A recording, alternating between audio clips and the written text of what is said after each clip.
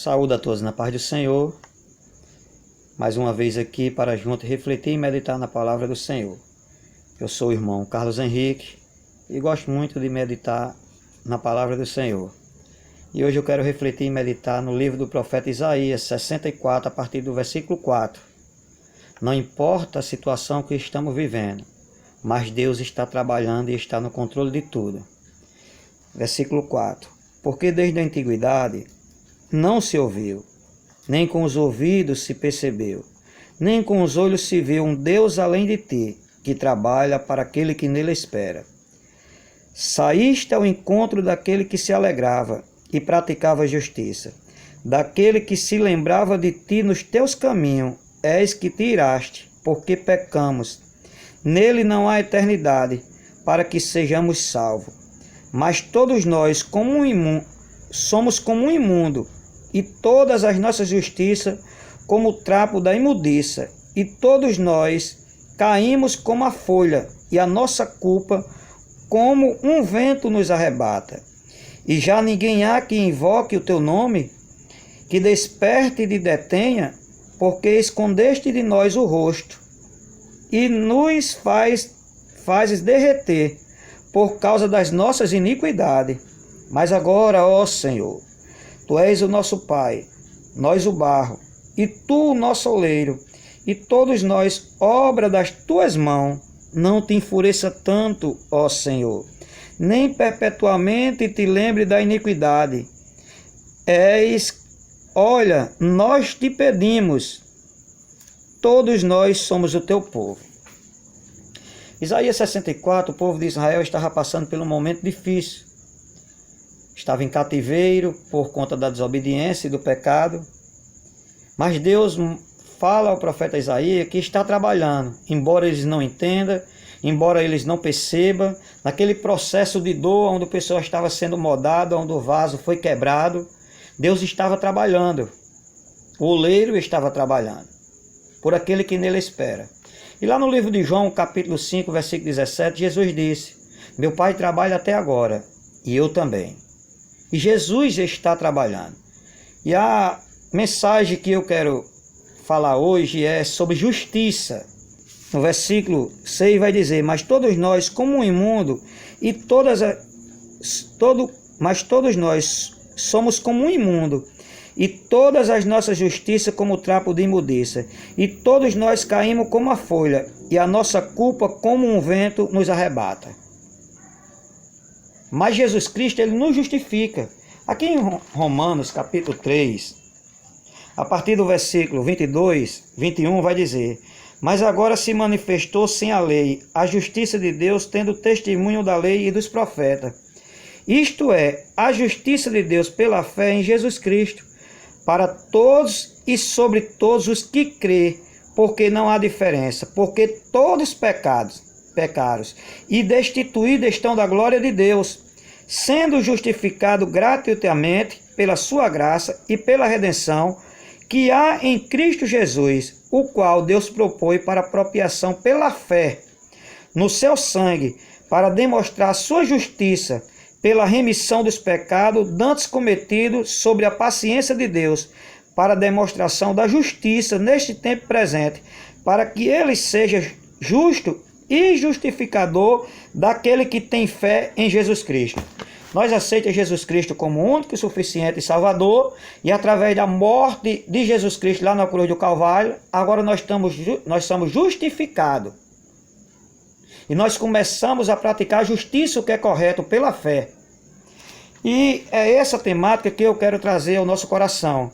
Porque existe um pessoal aí dizendo que a gente não pode pregar a verdade, que a gente não pode falar do que é justo, porque essas coisas é bater na noiva, essas coisas é maltratar a noiva.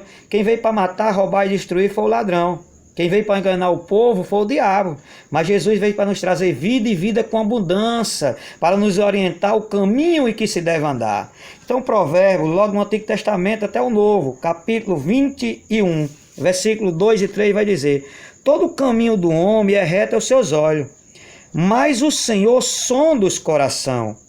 Fazer justiça e julgar com retidão é mais aceitável ao Senhor do que lhe oferecer sacrifício de tolo. fazer justiça, o que é correto. E lá em Romanos capítulo 8, versículo 1, vai dizer: nenhuma condenação há para aqueles que estão em Cristo Jesus. Aqueles que não andam segundo a carne, mas segundo o Espírito, porque o Espírito ele guia em toda a verdade, ele justifica. E aqui em Jeremias capítulo 9, versículo 23 e 24, vai dizer: assim diz o Senhor, não se glorie o sábio na sua sabedoria, nem se glorie o forte na sua força, não se glorie o rico nas suas riquezas, mas o que se gloriar, glorie nisto, em me conhecer e saber que eu sou o Senhor, que faço beneficência, juízo e justiça na terra, porque destas coisas me agrado, diz o Senhor. Então ele faz juízo, justiça na terra e beneficências, coisa boa, porque destas coisas me agrado. Mas o Senhor requer de nós que a gente pratique a justiça. Aqui em Miqueias capítulo 6, versículo 8 vai dizer: ele te declarou, ó homem, o que é bom. O que é que o Senhor pede de ti, senão que pratique a justiça e ame a beneficência, o que é correto, e ande humildemente com o teu Deus, pratique a justiça, Deus pede do homem. E lá em Mateus 5,8 vai dizer: bem-aventurados que têm fome e sede de justiça, porque eles serão fartos. E como é que nós vamos ter fome e sede de justiça e fazer o que é correto? Após a morte e ressurreição de Jesus Cristo, ele disse que ia enviar o Consolador, o Espírito Santo da verdade.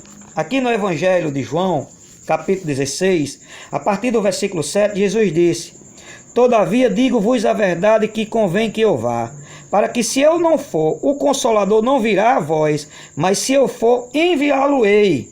E quando ele vier, o convencerá o mundo do pecado e da justiça e do juízo.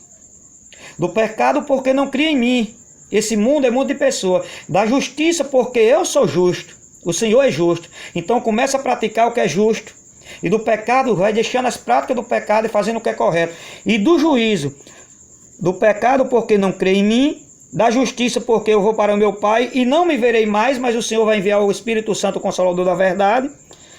E do juízo porque o príncipe desse mundo, que é Satanás, já está julgado. João 16, 11, que é Satanás. E tudo pela fé. Ainda tenho-vos muito que dizer, mas vós não podeis suportar agora. Mas quando vier aquele Espírito da verdade, ele vos guiará em toda a verdade, porque não falará de si mesmo, mas dirá tudo o que tiver ouvido e vos anunciará do que há de vir. Então o Espírito anunciará toda a verdade e convence o homem do pecado e da justiça. E aquele homem que era injusto começa a praticar a justiça. Isso tudo pela fé. Nós estamos justificados através da morte e ressurreição. Então as coisas velhas se passaram, agora tudo se fez novo. Nós somos uma nova criatura em Cristo Jesus. Nós andamos em novidade de vida. E aqui, irmão, em 2 Timóteo, capítulo 3, versículo 16, vai dizer: toda a escritura divinamente inspirada e proveitosa para ensinar, para redarguir, para corrigir, para instruir em justiça, para que o homem de Deus seja perfeito e perfeitamente instruído para toda boa obra, para que a gente possa melhorar. Então tem gente que diz que não precisa, mas é a palavra que está dizendo. Porque os nossos pecados o Senhor nos justifica quando nós aceitamos pela fé. E nós começamos a praticar o que é correto. Aqui em 1 João capítulo 2, versículo 28, vai dizer: e agora, filhinhos, permanecei nele, para que quando ele se manifestar, tenhamos confiança e não sejamos confundidos por ele na sua vinda. Versículo 28, agora o 29 vai dizer: se sabei que ele é justo, sabei que todo aquele que pratica a justiça é nascido de Deus. Então o Espírito Santo vai nos ensinar dentro de nós a praticar a justiça. Você está entendendo? Então se ele prometeu, ele é fiel para cumprir. Porque outrora Deus fez promessa na minha vida. Demorou um tempo, depois que Deus prometeu a minha mãe, passou 15 anos para poder se cumprir. Minha esposa esperou 14 anos, mas aquele que prometeu, ele é fiel. Ele disse que ia enviar o Espírito Santo, que vai convencer o homem do pecado, da justiça e da juízo. E ele está trabalhando. Lá em 1 Coríntios, capítulo 2, versículo 9 e 10 vai dizer: aquilo que o olho não viu, aquilo que o ouvido não ouviu, aquilo que não desceu ao coração do homem é o que Deus tem preparado para aqueles que o amam. Aí o versículo 10 vai dizer: mas Deus o quis revelar, porque o Espírito Santo penetra todas as coisas e ainda as profundezas de Deus. Então o Espírito Santo revela o que é correto e orienta. Então fique com esta palavra: o oleiro está trabalhando e ele tem a sua maneira de trabalhar e agir. Aí no versículo 8 aqui vai dizer, olha: mas agora, ó Senhor, Tu és o nosso Pai, nós o barro e Tu o nosso oleiro, e todos nós obra das Tuas mãos. Não te enfureça tanto, ó Senhor, nem perpetuamente te lembre da iniquidade. Olha, nós te pedimos, todos nós somos o Teu povo. Deus tratou com o povo, mas Deus trata e purifica, perdoa o pecado e transforma numa nova criatura em Cristo Jesus. Ele fez na minha vida, e se Ele te prometeu, diante da Tua palavra, descansa mesmo nos dias maus, porque aquele que prometeu, ele não dorme, ele é fiel para cumprir.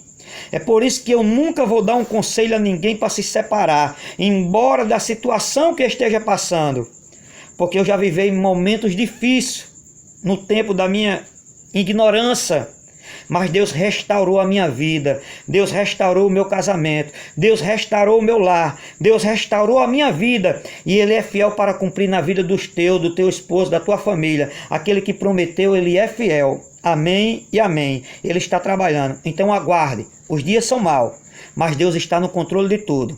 Amém e amém.